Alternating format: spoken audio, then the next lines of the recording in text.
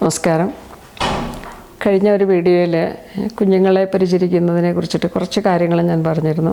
ആ വീഡിയോ പൂർത്തിയാകുന്നതിന് മുമ്പ് തന്നെ അത് ചില കാരണങ്ങളാൽ കട്ടായി. അപ്പോൾ അതിൻ്റെ ബാക്കി എന്നുള്ള നിലയിലാണ് ഞാൻ പറയുന്നത്. പക്ഷേ കുറച്ച് കാര്യങ്ങൾ അതിൻ്റെ അവസാന ഭാഗവും കൂടി ചേർത്താണ് പറയുന്നത്.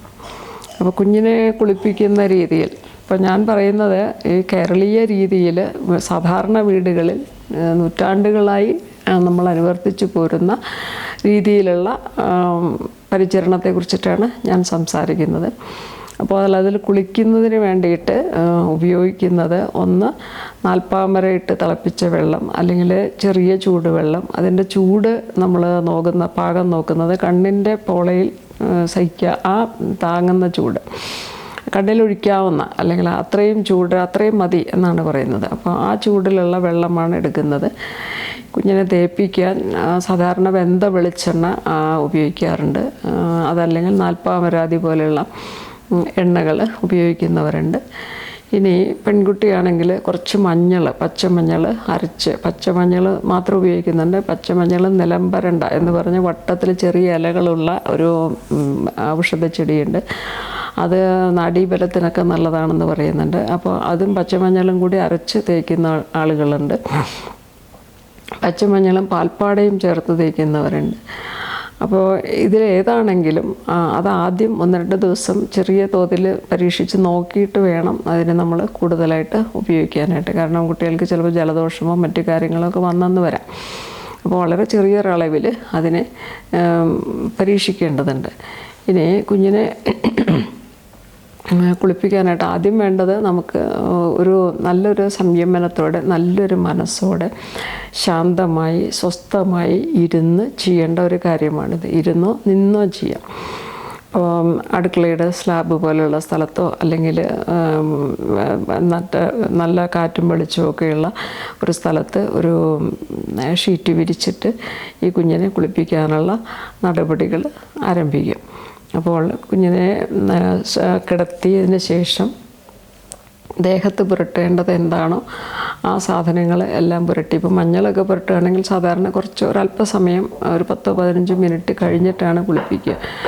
മുൻപൊക്കെ അമ്മമാർ അരമണിക്കൂർ വരെയൊക്കെ കിടത്തിയിരുന്നു. പക്ഷേ ഇന്നിപ്പം പലർക്കും ഭയമാണ്. കാരണം ജലദോഷമോ എന്തെങ്കിലും വന്നാലോ എന്ന് വിചാരിച്ചുകൊണ്ട് എന്തായാലും അത് തേച്ച് മെല്ലെ തടവി കൊടുത്ത്. അപ്പോൾ തടവി കൊടുക്കുമ്പോൾ ശ്രദ്ധിക്കേണ്ട കാര്യങ്ങളുണ്ടോ എന്നുള്ളതാണ്. അപ്പോൾ ഹോസ്പിറ്റലിൽ നിന്നൊന്നും ഇതിനൊന്നും ഒരു ഇൻസ്ട്രക്ഷനൊന്നും ആർക്കും കിട്ടുന്നില്ല. എന്നാൽ പരമ്പരാഗതമായി വീടുകളിൽ ഈ മസാജ് ചെയ്യുന്ന ഒരു പ്രക്രിയ ഉണ്ടെന്ന് എല്ലാവർക്കും അറിയുകയും ചെയ്യും. അപ്പോൾ അത് അങ്ങനെ ചെയ്യണമോ വേണ്ടേ? അപ്പോൾ അവിടെ അതിൻ്റെ ഉദ്ദേശം എന്താണെന്ന് ചോദിച്ചു കഴിഞ്ഞാൽ ഈ ജോയിൻറ്റുകൾ, കൈയുടെ ജോയിൻറ്റുകൾ, അതുപോലെ പ്രധാനപ്പെട്ട ജോയിൻറ്റുകൾ, അതുപോലെ പാദം, കണങ്കാലിൻ്റെ വളവുകൾ, അതുപോലെ എന്താ പറയുക, തലയുടെ ഷേപ്പ്, അതൊക്കെ സിമെട്രിക് ആക്കി എടുക്കാൻ സാധിച്ചാൽ നല്ലതാണെന്നുള്ളതാണ്. അത് വളർന്നു വരുമ്പോൾ കുഞ്ഞിന് പലതരത്തിലുള്ള ശാരീരികമായ വിഷമതകളും കുറയുന്നതിന് നല്ലതായിട്ടാണ് പറയുന്നത്. അപ്പോൾ തല സാധാരണ ഇങ്ങനെ ഉരുട്ടി എടുക്കുക എന്നാണ് പറയുക. തല ഉരുട്ടിയെടുക്കുക. അത് ഒരുപാട് ബലം പിടിച്ചിട്ടല്ല, നമ്മുടെ കൈ കൊണ്ട് വളരെ കംഫർട്ടബിളായിട്ട് ചെയ്യാവുന്ന ഒരു തരത്തിലാണ് ഈ ഉരുട്ടുന്ന പ്രക്രിയ ചെയ്യുക. അപ്പോൾ അതൊക്കെ കുഞ്ഞിനെ കിടത്തിയിട്ടാണെങ്കിലും വളരെ സാവകാശത്തിൽ മെല്ലെ പിടിച്ചിട്ട് ചെയ്യേണ്ട ഒരു കാര്യമാണ്. പിന്നെ ചെവിയൊക്കെ നമ്മളിങ്ങനെ വലിച്ച് വിടുക എന്ന് പറയും. വളരെ സാവകാശത്തിൽ ഇങ്ങനെ പതുക്കെ ഒന്ന് തലോടി വിടും ചെവിയൊക്കെ. കാരണം കേൾവിക്ക് അത് ഗുണപ്രദമായിട്ടാണ് പറയുന്നത്. പിന്നെ വന്നിട്ട് നെറ്റി പതുക്കെ നമ്മളിങ്ങനെ പതുക്കെ ഒന്ന് നിരപ്പാക്കി വിടും. അത് കുറച്ച് വലുതാകുമ്പോൾ കുട്ടിയെ കാണാൻ കുറച്ച് ഭംഗിയുണ്ടാവും എന്നാണ് പറയുക. പിന്നെ മൂക്കാണെങ്കിൽ തന്നെ നമ്മൾ ഇങ്ങനെ ഒന്ന് ആക്കിയിട്ട് വിടും. അതിന് 2-3 ഗുണങ്ങളുള്ളതായിട്ട് പറയുന്നത്. ഒന്ന്, മൂക്കിൻ്റെ ഷേപ്പ് ശരിയാക്കാൻ വേണ്ടി. 2, മൂക്കിനകത്തേക്കുള്ള വായു സഞ്ചാരത്തിൽ എന്തെങ്കിലും തടസ്സങ്ങളുണ്ടെങ്കിൽ അത് പോകാൻ വേണ്ടി. അടുത്തത് പറയുന്നത് കണ്ണിൻ്റെ പ്രവർത്തനത്തിനും അത് നല്ലതായിട്ടാണ് പറയുന്നത്.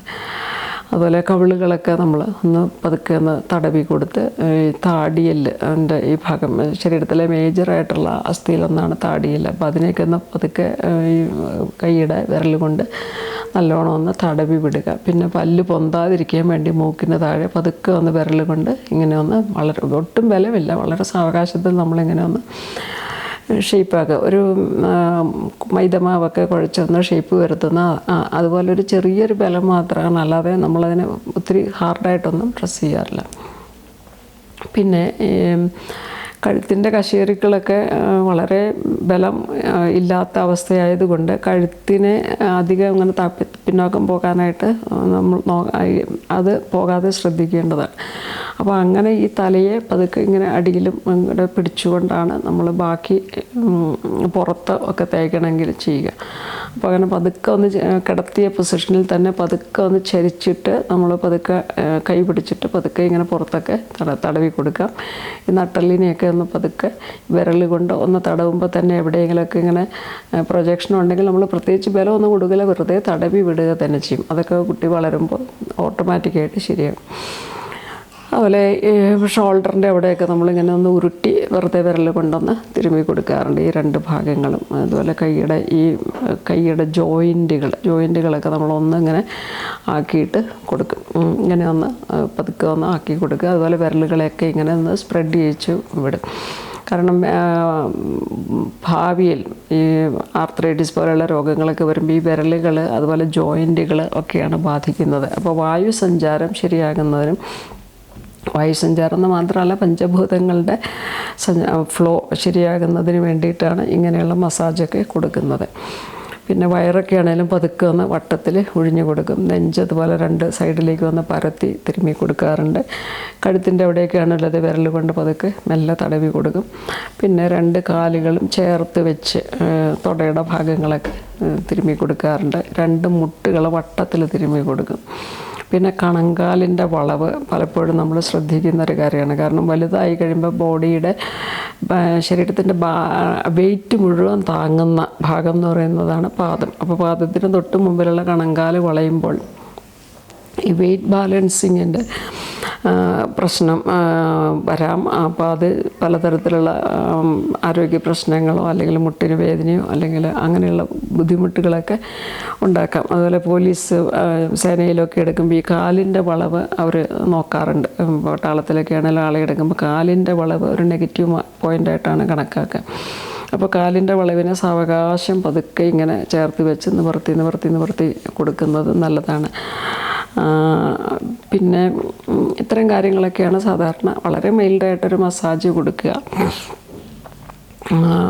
ഇനി കൈകൊണ്ട് വെള്ളം കോരി ഒഴിച്ച് നമ്മൾ ബേബി സോപ്പോ അല്ലെങ്കിൽ പയറുപൊടിയോ നന്നായി പൊടിച്ച പയറുപൊടി കൊണ്ട് ഇനി പയറുപൊടിയും മഞ്ഞൾപ്പൊടിയും കൂടി മിക്സ് ചെയ്ത് ഉപയോഗിക്കുന്നവരുണ്ട്. എണ്ണ മാത്രം ആദ്യം തേച്ചിട്ട് പയറുപൊടി മഞ്ഞൾപ്പൊടി മിക്സ് ചെയ്ത് കുളിപ്പിക്കുന്നവരുമുണ്ട്.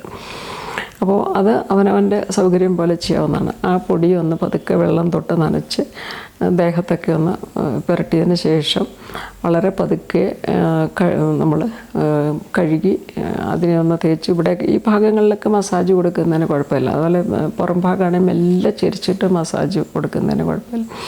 ഈ ഭാഗം പതുക്കെ ചിരിച്ചിട്ട് മസാജ് കൊടുക്കുന്നതിന് കുഴപ്പമില്ല. ഒരു 3-3.5 കിലോയൊക്കെ ഉണ്ടാവും കുട്ടി. ചിലപ്പോൾ 2 കിലോ തുടങ്ങി ഒരു 3.5 കിലോ വരെ. അപ്പോൾ സാവകാശം ഈ പാവയെ പോലെ ചിരിക്കുന്ന പോലെ തന്നെ വളരെ പതുക്കെ ഒന്ന് ചിരിച്ചിട്ട് മസാജ് ചെയ്യുന്നതിന് കുഴപ്പമൊന്നുമില്ല. ഇനി ഈ ഭാഗങ്ങളൊക്കെ കുറച്ച് വെള്ളം ഒഴിച്ച് ഈ പൊടിയൊക്കെ നല്ലോണം കഴുകി കളയണം. പിന്നെ ഈ ജനേറ്റൽ ഓർഗൻ്റെ ഭാഗത്തൊക്കെ നമ്മൾ കുറച്ച് വെള്ളം ഇങ്ങനെ കുത്തനെ ഒഴിച്ചു കൊടുക്കും. കാരണം ഉള്ളിലേക്കൊന്നും കഴുകാൻ ബുദ്ധിമുട്ടുള്ളത് കൊണ്ട് കുറച്ച് വെള്ളം ആവുന്ന പോലെ നമ്മൾ വൃത്തിയായി കഴുകും. അത് കൂടാതെ തന്നെ കുറച്ച് വെള്ളം കുത്തനെ ഒഴിച്ചു കൊടുക്കും. കാരണം യൂറിനൊക്കെ പോകാൻ നല്ലതായിട്ടാണ് പറയുന്നത്. അത് കുറച്ചും കൂടി അധികം ചൂടില്ലാത്ത വെള്ളമാണ് അങ്ങനെ ഒഴുക്കി കൊടുക്കുക. അതുപോലെ കമഴ്ത്തി പിടിച്ചിട്ടായാലും പതുക്കെ ചിരിച്ചിട്ട് പതുക്കെ ഇങ്ങനെ പിടിച്ച് കമഴ്ത്തിയിട്ട് ഈ ഭാഗത്താണെങ്കിലും കുറച്ച് വെള്ളം കുത്തനെ ഒഴിച്ചു കൊടുക്കാറുണ്ട്. അത് ഈ മോഷൻ്റെയൊക്കെ പോകുന്നതിന് ഉപകാരപ്രദമായിട്ട് പറയാറുണ്ട്. അപ്പോൾ ഈ ബട്ടക്സിൻ്റെ ഭാഗത്തുമൊക്കെ കുറച്ച് വെള്ളം ഇങ്ങനെ അല്പം ഉയർത്തി പിടിച്ചിട്ട് ഒഴുക്കാറുണ്ട്, വെള്ളം ഒഴുക്കി വിടും. അല്ല പുറത്ത് വെള്ളം ഒഴുക്കി വിടുക. ഇനി ശിരസിലാണെങ്കിൽ അതെ കൈകൊണ്ട് വെള്ളം കുരവച്ച് ശിരസിൻ്റെ ബാക്ക് ഭാഗങ്ങളൊക്കെയാണ് കഴുകുക. അതുപോലെ ഫ്രണ്ട് ഭാഗമാണെങ്കിൽ ഈ ശരീരം കഴുകി കഴിഞ്ഞാൽ മുഖത്തിൻ്റെ ഭാഗങ്ങളൊക്കെ കുറേശ്ശെ വെള്ളം എടുത്ത് കണ്ണിലേക്ക് ഇതൊന്നും പോകാത്ത തരത്തിൽ പതുക്കെ പതുക്കെ ഓരോ കവിള് താഴ്ത്ത് കഴുത്ത് ഇങ്ങനെ കുറച്ചായിട്ട് മെല്ലെ കഴുകിയെടുത്താൽ മതി. അത് കഴിഞ്ഞ് കഴിഞ്ഞാൽ അങ്ങനെ ശിരസിൽ ഒരു ഇത്തിരി വെള്ളം കൊണ്ട് ഇങ്ങനെ തന്നെ വെച്ചുകൊണ്ട് ഇങ്ങനെ ഒഴിച്ച് ഇങ്ങനെ തന്നെ കഴുകി എടുക്കാറുണ്ട്. പിന്നെ അതുപോലെ ബാക്കും എടുക്കാറുണ്ട്. ഇത് ഈ പറയുന്നത് ഏറ്റവും ഒരു പരിശീലനമില്ലാത്ത ഒരു കുഞ്ഞിനെ കുളിപ്പിക്കുന്ന കണ്ടിട്ട് പോലും ഇല്ലാത്ത ആൾക്കാർക്ക് വേണ്ടിയിട്ടാണ്. എക്സ്പീരിയൻസ്ഡ് ആയിട്ടുള്ള ആൾക്കാർക്ക് ഈ ഷീറ്റ് പോലും വേണ്ട ആവശ്യമില്ല. കയ്യിൽ ഇങ്ങനെ പിടിച്ചുകൊണ്ട് തന്നെ അവർ ഒരു ബേസിനിലോ അല്ലെങ്കിൽ അങ്ങനെ വെച്ചുകൊണ്ട് കഴുകിയെടുക്കുന്നതിന് അവർക്ക് പരിശീലനം കിട്ടിയിട്ടുണ്ട്. അതുപോലെ തന്നെ കൈകൊണ്ട് ഇങ്ങനെ തന്നെ പിടിച്ചിട്ട് അവർ കഴുകിയെടുക്കും. ഇങ്ങനെ വെള്ളം പിടിച്ചിട്ട് തന്നെ ഇങ്ങനെ കഴുകിയെടുക്കുന്ന പരിശീലനം സിദ്ധിച്ചവരുണ്ട്. അപ്പോൾ കയ്യിൽ നിന്ന് തെന്നിപ്പോകുമെന്ന് ഭയമുള്ളവർ, അപകടം പേടിക്കുന്നവരൊക്കെ അത്രയും റിസ്ക് എടുക്കേണ്ട എന്നാണ് എനിക്ക് പറയാനുള്ളത്. അതായത് ഇങ്ങനെ തന്നെ പിടിച്ചിട്ട് മൂക്കിലൊന്നും പോകാതെ തന്നെ കുറച്ച് വെള്ളം കൊണ്ട് ഇവിടെ ഇങ്ങനെ നമ്മൾ മെല്ലെ തൊട്ട് കഴുകിയെടുത്ത് അത് 3-4 പ്രാവശ്യം ആവർത്തിക്കേണ്ടി വന്നേക്കാം. എന്നാലും റിസ്ക് ഇല്ലാത്ത മാതിരി കുളിപ്പിച്ചാൽ മതി എന്നാണ് പറയാം. ഒരു കാര്യം പറയാൻ വിട്ടുപോയത്, ഈ പുക്കിൾ ചുഴിയിൽ നമ്മളൊരു തുള്ളി എണ്ണയോ അല്ലെങ്കിൽ ബെറ്റാഡിൻ പോലുള്ള ഓയിൻമെൻറ്റോ ആദ്യം പുരട്ടി വെക്കാറുണ്ട്. കാരണം ഈ വെള്ളം അതിൽ പുക്കിൾക്കുടിയിൽ താഴാതിരിക്കുന്നതിന് വേണ്ടിയിട്ടാണ്. കുളിച്ച് കഴിയുമ്പോൾ അതിനെ തുടച്ച് കളയുകയും ചെയ്യാവുന്നതാണ്.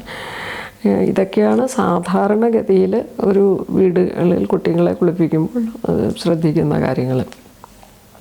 ഇനി മറ്റ് പല നാടൻ രീതികൾ ഈ കുഞ്ഞിനെ പരിചരിക്കുന്നതിനോട് അനുബന്ധമായിട്ട് ചെയ്തു പോരുന്നുണ്ട്. അതിൽ ഒന്നാണ് തേനും വയമ്പ് കൊടുക്കുക എന്നുള്ളത്. ജനിക്കുമ്പോൾ തന്നെ തേനും വയമ്പും കൊടുക്കുന്ന ആളുകളുണ്ട്. എന്നാൽ അത് ഡോക്ടർമാരുടെ അനുവാദത്തോടു കൂടിയൊന്നുമല്ല.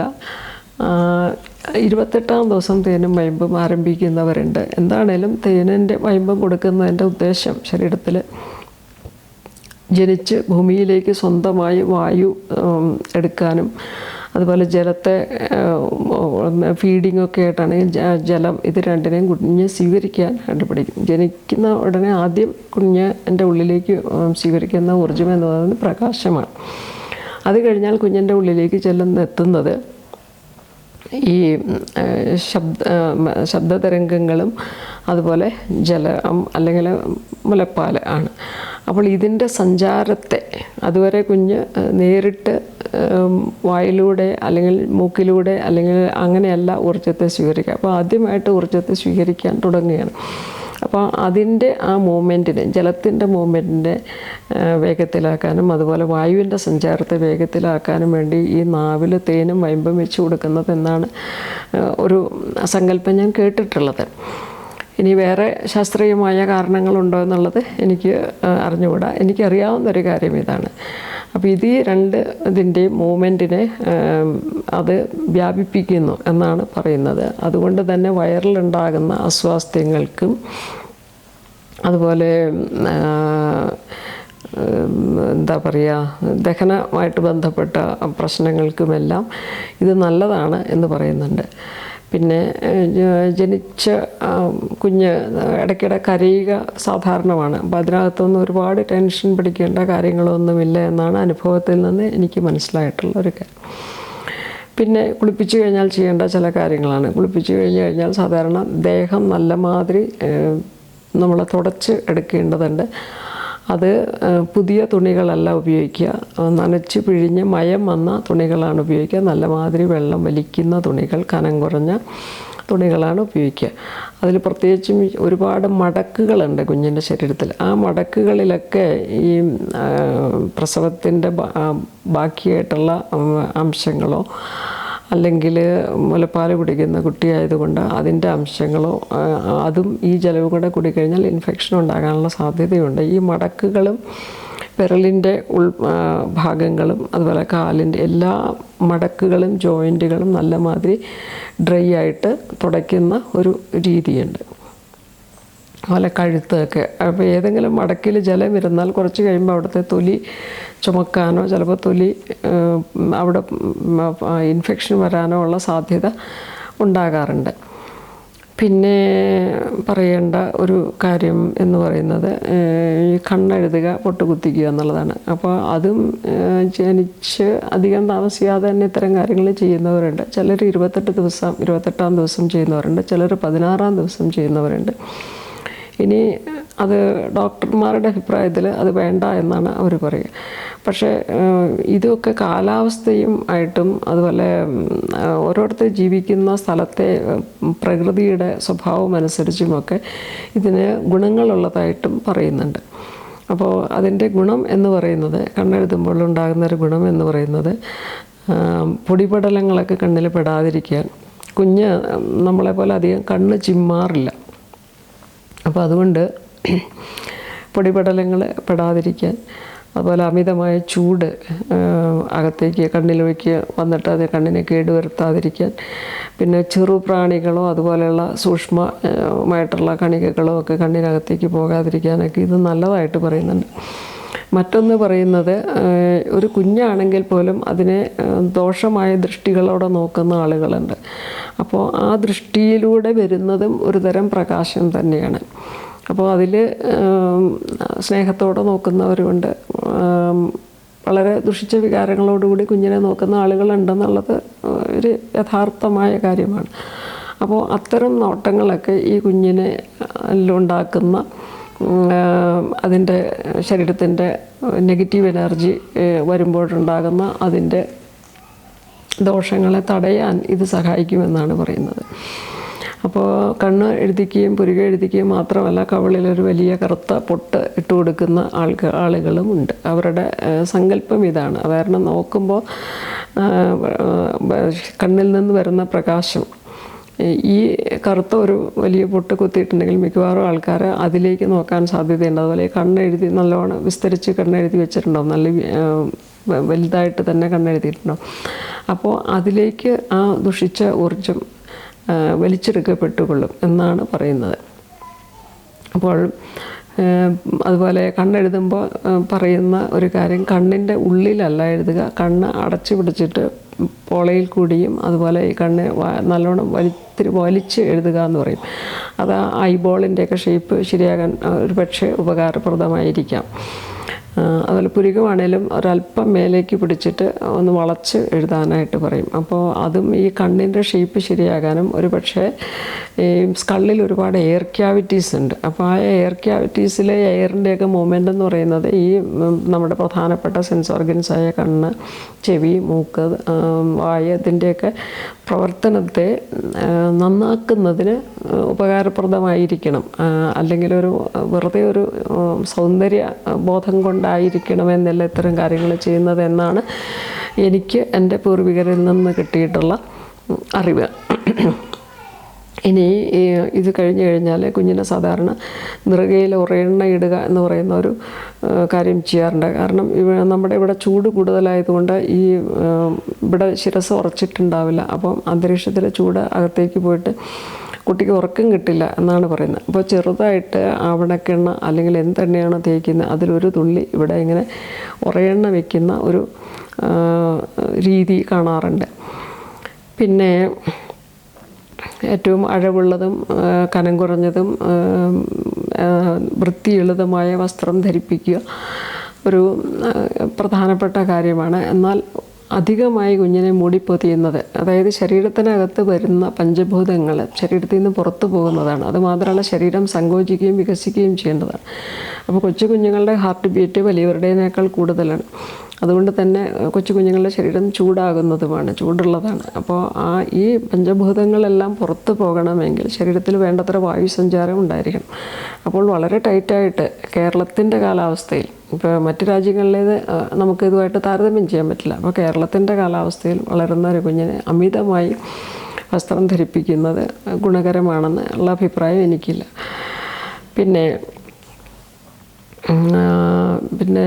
മറ്റൊന്ന് പറയാനുള്ളത്, കുഞ്ഞിനെ നോക്കുന്ന നമ്മളുടെ ഈ സമൂഹത്തിലുള്ള വ്യക്തികളോടാണ് എനിക്ക് ഒരു കാര്യം ഓർമ്മിപ്പിക്കാനുള്ളത്. അതായത് കുഞ്ഞ് എന്ന് പറയുന്നതിന് പവിത്രമായ ഒരു ജന്മമായിട്ടുള്ള ഒരു സങ്കല്പത്തോടു കൂടി വേണം നമ്മൾ നോക്കുവാനായിട്ട്. ഒരു പൂവിനെ സ്പർശിക്കുന്ന പോലെ മൃദുവായി വേണം ഒരു കുഞ്ഞിനെ സ്പർശിക്കാനായിട്ട്. അതേപോലെ കുഞ്ഞിന് നമ്മളിൽ നിന്ന്, ഏത് കുഞ്ഞിനാണേലും നമ്മളിൽ നിന്ന് കൊടുക്കേണ്ടത് സ്നേഹവും കാരുണ്യവും ദയയും ഒക്കെയാണ്.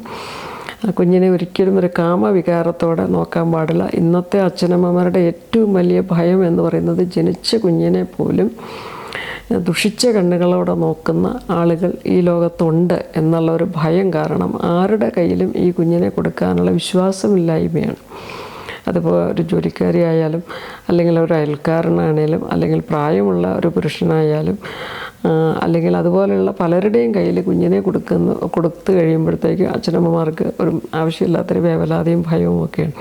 കാരണം കുഞ്ഞിനെ ദുരുപയോഗം ചെയ്യപ്പെടുമോ, ഈ ഭയം പലരും എന്നോട് തുറന്ന് പറഞ്ഞിട്ടുണ്ട്. അതുകൊണ്ടാണ് ഞാനതിവിടെ ഷെയർ ചെയ്യുന്നത്.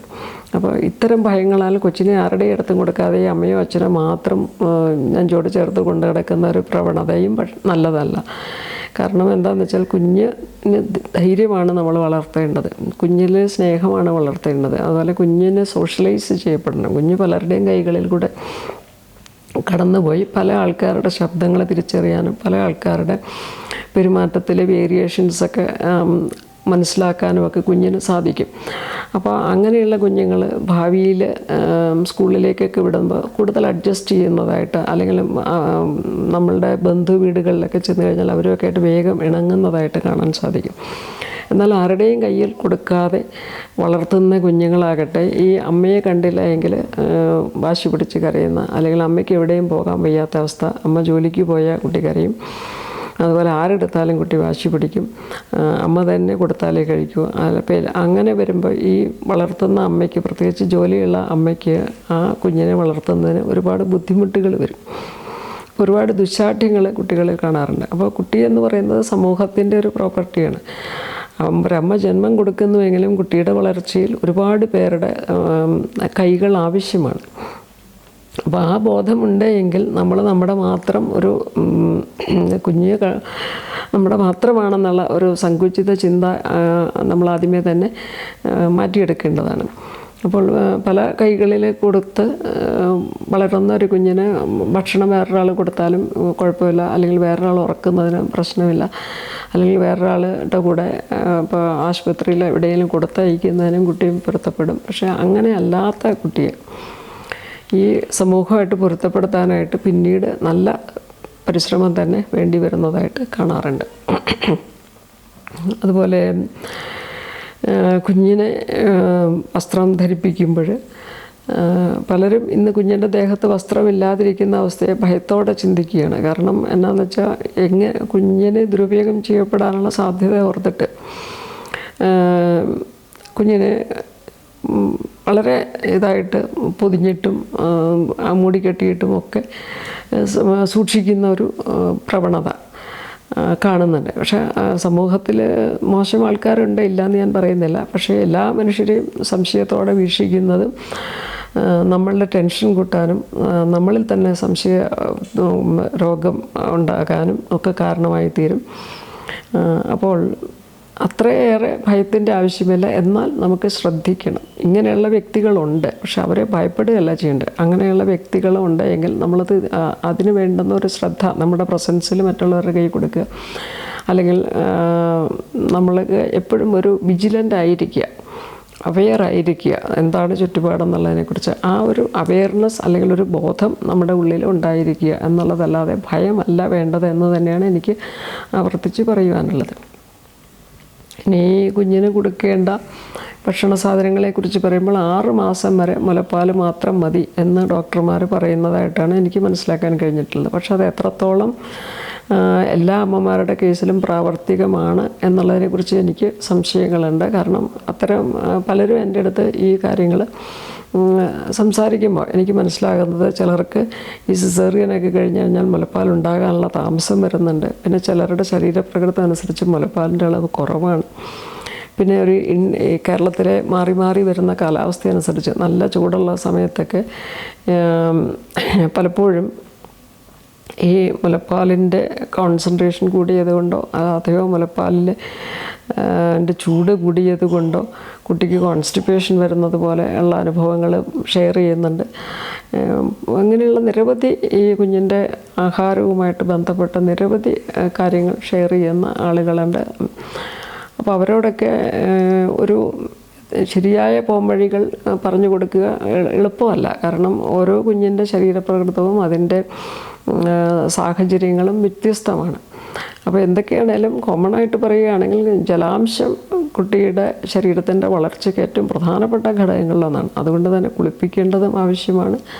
അതുപോലെ തന്നെ ജലത്തിൻ്റെ അളവ് കുട്ടിക്ക് മുലപ്പാൽ വഴി എത്ര കിട്ടുന്നുണ്ട് എന്ന നിശ്ചയം ഇല്ല. അല്ലെങ്കിൽ കുട്ടി കരയുന്നുണ്ട് എങ്കിൽ തിളപ്പിച്ചാറിയ വെള്ളമോ മറ്റോ കുട്ടിക്ക് കൊടുക്കുന്നതിൽ തെറ്റില്ല എന്നാണ് എൻ്റെ അനുഭവം. ഇനി മുലപ്പാൽ തീരെ കുറവാണെങ്കിൽ ഡോക്ടർമാർ തന്നെ പലപ്പോഴും ഈ പലതരത്തിലുള്ള പൊടികളുമൊക്കെ കലക്കി കൊടുക്കുന്നതിന് വേണ്ടിയിട്ടുള്ള നിർദ്ദേശങ്ങൾ കൊടുക്കാറുണ്ട്. ഈ പശുവിൻ പാൽ ആണ് കൊടുക്കുന്നതെങ്കിൽ അങ്ങനെയും നാട്ടിൻപുറങ്ങളിൽ ആളുകൾ ചെയ്യാറുണ്ട്. അങ്ങനെയാണെങ്കിൽ സാധാരണ എനിക്ക് കിട്ടിയിട്ടുള്ള അറിവ് എന്ന് പറയുന്നത് പശുവിൻ പാലിൻ്റെ അത്രയും തന്നെ വെള്ളം ചേർത്ത് അതിനെ പച്ചയിർക്കിലി കൊണ്ട് ഇളക്കി കാച്ചുന്നത് അത് കുട്ടിക്ക് കൂടുതൽ ദഹനത്തിന് നല്ലതായിട്ടാണ് കേട്ടിട്ടുള്ളത്.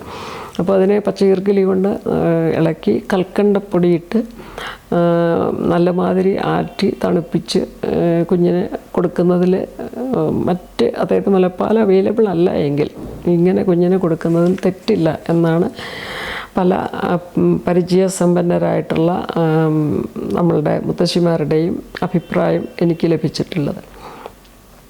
ഇനി കുട്ടിയെ അറ്റൻഡ് ചെയ്യേണ്ടതുണ്ട്. കുട്ടിയുടെ ഒരു ചെറിയ കരച്ചിൽ അല്ലെങ്കിൽ ചെറിയ മൂവ്മെൻറ്റ് അല്ലെങ്കിൽ കുട്ടിയെക്കുറിച്ച് ഒരമ്മ എപ്പോഴും കെയർഫുള്ളായിരിക്കണം. അതിപ്പോൾ മൃഗങ്ങളെ നോക്കിയാൽ അറിയാം. കുഞ്ഞ് കരഞ്ഞാൽ ഉടനെ തന്നെ തള്ളയുടെ അതിന് പ്രതികരണമായിട്ടുള്ള ശബ്ദം പുറപ്പെടുവിക്കുകയും അതുപോലെ അത് വേഗം തന്നെ ഓടിയെത്തുകയും ചെയ്യുന്നതായിട്ട് നമുക്ക് കാണാനായിട്ട് സാധിക്കും. അപ്പോൾ കുഞ്ഞുങ്ങളിൽ പലതരത്തിലുള്ള ഭയങ്ങൾ കാണാറുണ്ട്. കുഞ്ഞുങ്ങൾ നടുങ്ങിയിട്ട് കരയാറുണ്ട്.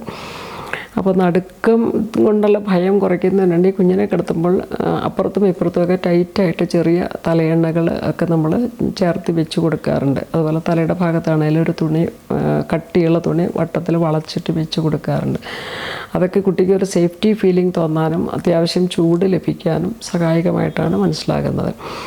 അത് ഞെട്ടൽ ഒഴിവാക്കാൻ ഒരു പരിധി വരെ നല്ലതായിട്ട് പറയുന്നുണ്ട്. അതുപോലെ ശരീരത്തിനൊരു കാന്തിക മേഖലയുണ്ടെന്നും അപ്പോൾ കുഞ്ഞിൻ്റെ ഈ ഞെട്ടലെന്ന് പറയുന്നത് പലപ്പോഴും ദോഷകരമായി ബാധിക്കാമെന്നും പറയുന്ന വിശ്വാസങ്ങളുള്ളവരുണ്ട്. അപ്പോൾ അവരൊക്കെ പറയുന്നത് എന്തെങ്കിലും മാഗ്നറ്റിക്കായിട്ടുള്ള ഇരുമ്പിൻ്റെ പോലെയുള്ള എന്തെങ്കിലും സാധനങ്ങൾ ഈ കുഞ്ഞ് കിടക്കുന്ന അതിൻ്റെ പരിസരത്ത് വയ്ക്കുന്നത് ഞാൻ അത് ഒരു അന്ധവിശ്വാസമാണ് എനിക്ക് തോന്നിയിട്ടില്ല. കാരണം അങ്ങനെ വയ്ക്കുകയും വയ്ക്കാതിരിക്കുകയും ചെയ്യുമ്പോൾ ഈ കുഞ്ഞിൻ്റെ എട്ടിയുള്ള കരച്ചിലിന് വ്യത്യാസങ്ങളുള്ളതായിട്ടാണ് എനിക്ക് അനുഭവസ്ഥരിൽ നിന്ന് മനസ്സിലാക്കാനായിട്ട് സാധിച്ചിട്ടുള്ളത്. പിന്നെ മറ്റൊന്ന് കുഞ്ഞിനെ ഉഴിയുന്ന ഒരു പ്രക്രിയയാണ്. കുഞ്ഞിനെ ഉഴിയുന്ന പ്രക്രിയ എന്ന് പറയുന്നത് അന്തരീക്ഷത്തിൽ നമുക്ക് കാണാൻ വയ്യാത്ത പലതരത്തിലുള്ള തരംഗങ്ങളുണ്ട്. കാരണം നമ്മൾ ജീവിക്കുന്ന അന്തരീക്ഷം എന്ന് പറയുന്നതിനകത്ത് ജലകണികകളുടെ സഞ്ചാരമുണ്ട്, വായുവിൻ്റെ സഞ്ചാരമുണ്ട്, ശബ്ദതരംഗങ്ങളുടെ സഞ്ചാരമുണ്ട്, നമുക്ക് കേൾക്കാൻ പറ്റാത്ത ശബ്ദതരംഗങ്ങളുടെ സഞ്ചാരങ്ങളുണ്ട്. അതുപോലെ പലതരത്തിലുള്ള പ്രകാശരശ്മികൾ, സൂര്യപ്രകാശത്തിൽ 7 രശ്മികൾക്ക് പുറമെ അത് കാണാവുന്നതാണ്. കാണാൻ വയ്യാത്ത പ്രകാശരശ്മികളുണ്ട്, ഇൻഫ്രാറെഡ്, അൾട്രാവയലറ്റ് റേസ് എന്നൊക്കെ പറയുന്നത്. അതൊക്കെ അന്തരീക്ഷത്തിലൂടെ സഞ്ചരിക്കുന്നുണ്ട്. അപ്പോൾ ഈ കുഞ്ഞിനെ അതുമൊക്കെ ആയിട്ടൊരു ബാലൻസിൽ എത്തണമെങ്കിൽ കുറച്ച് സമയമെടുക്കും. അപ്പോൾ നമ്മളൊക്കെ ഇവിടെ ജീവിക്കാൻ തുടങ്ങി കുറേ കാലമായി നമ്മുടെയൊക്കെ ശരീരം അതുമായിട്ടൊരു ബാലൻസിൽ എത്തിക്കഴിഞ്ഞതാണ്. എന്നാൽ ഈ കുഞ്ഞിൻ്റെ ശരീരം ഇത്തരത്തിലുള്ള തരംഗങ്ങളും കാറ്റിൻ്റെ ഗതിയുമൊക്കെ ആയിട്ട് അതിന് ഒരു പൊരുത്തപ്പെടൽ വരുന്നതിന് മുമ്പ് തന്നെ പലവിധ കാരണങ്ങളാൽ നമുക്ക് എന്താണെന്ന് തിരിച്ചറിയാൻ പറ്റാത്ത കാരണങ്ങളാൽ കുഞ്ഞുങ്ങൾ കരയാറുണ്ട്. ചിലപ്പോൾ ഒരു ചീവീടിൻ്റെ ശബ്ദമായിരിക്കാം കുഞ്ഞിനെ കരയിക്കുന്നത്, അല്ലെങ്കിൽ ഒരു തവളയുടെയോ മറ്റ് പരിസരത്തുള്ള എന്തെങ്കിലും ശബ്ദങ്ങളോ, അല്ലെങ്കിൽ കാറ്റിൻ്റെ സഞ്ചാരമോ, അല്ലെങ്കിൽ എന്തെങ്കിലും വാതിലടയുന്ന ശബ്ദമോ, പലതര കാരണങ്ങളാൽ കുട്ടികളെ ഞെട്ടുകയും കരയുകയും ചെയ്യാറുണ്ട്.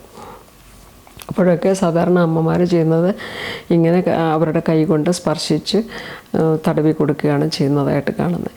പിന്നെ അമ്മയുടെ ശബ്ദം വളരെ പ്രധാനമാണ്. അപ്പോൾ ചെറിയ പ്രായത്തിൽ കേൾക്കുന്ന അമ്മയുടെ താരാട്ട് പാട്ട് കുഞ്ഞിൻ്റെ വളർച്ചയ്ക്ക് വളരെയധികം നല്ലതാണ്. കുഞ്ഞിൻ്റെ ഭാഷ ഉണ്ടാകാനൊക്കെ വളരെ നല്ലതായിട്ടാണ് പറയുന്നത്. അപ്പോൾ പാടാൻ അറിയാൻ വയ്യാത്ത അമ്മമാർ പോലും ഒരു കുഞ്ഞ് എന്നെ ഗർഭിണിയായിരിക്കുന്ന സമയത്ത് പാടാൻ ശ്രമിക്കുന്നതും